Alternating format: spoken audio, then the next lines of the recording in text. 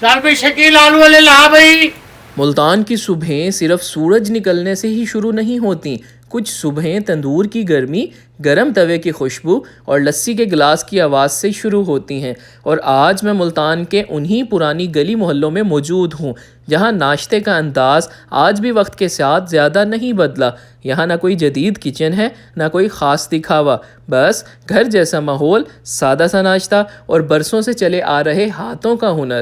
خواتین اپنے ہاتھوں سے پراٹھے تیار کرتی ہیں، توے پر سینکتی ہیں اور پھر گرم گرم سامنے رکھ دیے جاتے ہیں۔ یہ منظر شاید ہمارے لیے بہت عام ہو، لیکن حقیقت میں یہی عام سے مناظر کسی شہر کی اصل پہچان ہوتے ہیں۔ یہاں ناشتے میں مختلف چیزیں ملتی ہیں، لیکن ان کے آلو والے پراٹھے ان کی ایک پہچان ہے۔ میں نے آج یہی آلو والا پراٹھا آزمایا، ساتھ میں مسی تندوری روٹی اور اوپر رکھا گیا خالص مکھن جو گرم روٹی پر رکھتے ہی پگھل گیا۔ یہ منظر شاید آج کے جدید ناشتے میں عام نہ ہو، لیکن ملتان کے گلی محلوں کے ناشتے کی اصل خوبصورتی یہی سادگی ہے۔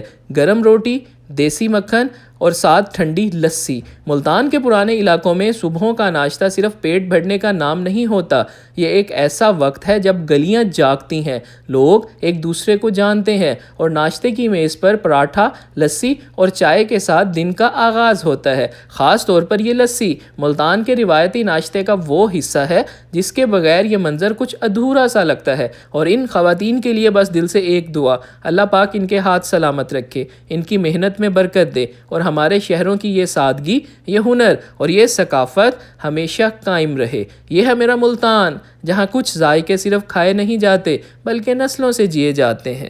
یہ سارے بڑے عرصے تو کھانے پہ ہیں ماشاءاللہ، چاچا منو لسی والے، اور ان کا اپنا معیار ہی ہے ماشاءاللہ، ہر شے زبردست قسم دی ہے۔ اور اللہ جوڑنا بلواوے، اور 5 وقت نمازی پریزی، اور انہاں دے جڑے خواتین یہ بنے نے توے دے اوپر تیار کرے نے، وہ بھی صاف ستھری، ہر چیز الحمدللہ بہترین ہے، اور انہاں دا اپنا معیار ہے۔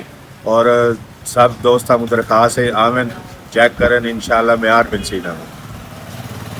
ان کی لوکیشن ہے پاک گیٹ، محلہ بھیتی سرائے، ملتان۔